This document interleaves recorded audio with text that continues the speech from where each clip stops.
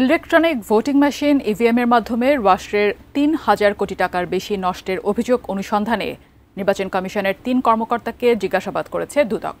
একই দিনে ঋণের নামে ৩০০ কোটিরও বেশি অর্থ আত্মসাতের অভিযোগে এস আলম এবং পিকে হালদার সহ ১৫ জনের বিরুদ্ধে মামলা করেছে সংস্থাটি। তাওহিদ সৌরভ বিস্তারিত জানাচ্ছেন। ইলেকট্রনিক ভোটিং মেশিন ইভিএম ক্রয় নিয়ে আলোচনা সমালোচনার মুখে পড়েছিল ক্ষমতাচ্যুত আওয়ামী লীগ সরকার। সম্প্রতি গ্রেপ্তার হওয়া কেএম নুরুল হুদা সিইসি থাকার সময় ৩,৮২৫ কোটি টাকার এই প্রকল্পটি চালু হয়েছিল। মেশিনগুলোর জীবনকাল কমপক্ষে ১০ বছর ধরা হলেও তার অনেক আগেই বেশিরভাগ নষ্ট হওয়ার অভিযোগ ওঠে।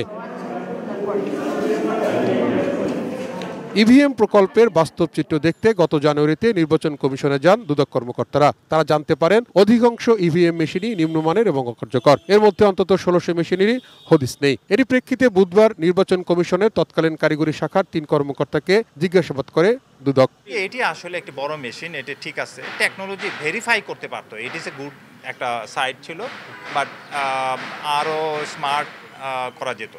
মানে এইটাকে আরো ভালো কিছু কেনা যেত, অবশ্যই আরো স্মার্ট করা যেত। আরএফএল অডিটর, বাঁকা হয় না, ফাঁকা হয় না, আর ভাঙা এক কথায় অসম্ভব।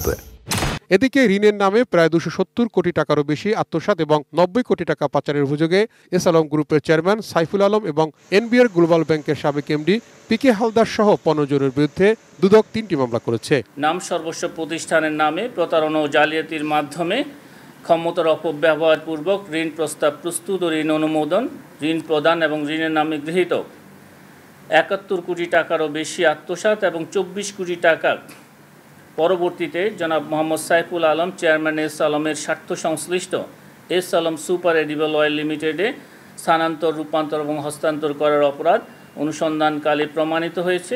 একই দিন দুদকের আবেদনে শেখ হাসিনা সামরিক উপদেষ্টা তারেক সিদ্দিক ও তার ভাই শেখ রেহানার স্বামী শফিক সিদ্দিকের গাজীপুরে ১৫ কোটি টাকার সম্পদ জব্দের আদেশ দিয়েছেন আদালত। তাওহিদ সৌরভ, এটিএন নিউজ, ঢাকা।